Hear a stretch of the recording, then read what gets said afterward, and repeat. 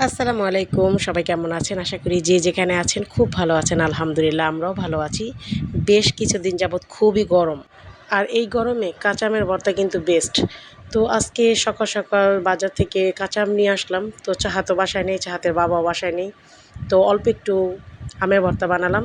আমার মেয়ে খুব সুন্দর আমের ভর্তা বানাতে পারে।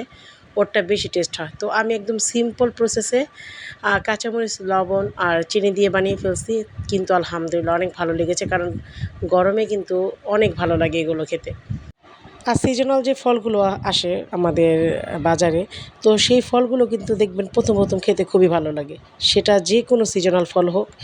আর কাঁচা আমের কথা কি বলবো, এখন বর্তমান সময়ে কাঁচা আমের ডাল একদম ফার্স্ট ক্লাস খাবারের জন্য।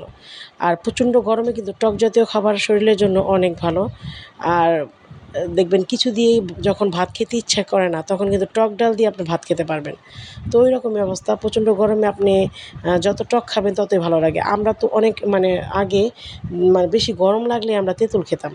তো এখন যেহেতু আম পেয়েছি, আমও টক, তো আম ভর্তাই এখন বেস্ট। আর এই সিজনাল মানে প্রথম একটানা ১-১.৫ মাস শুধু এই কাঁচা আমের ভর্তাটাই আমাদের বাসায় চলে। কাঁচা আমের ভর্তা আর কাঁচা আমের জুস মানে শরবত। তো আমি এইদিকে খেতে দেখি বাইরে আমাদের বাসার ভাড়াটিয়ার দেশ থেকে আম নিয়ে আসছে।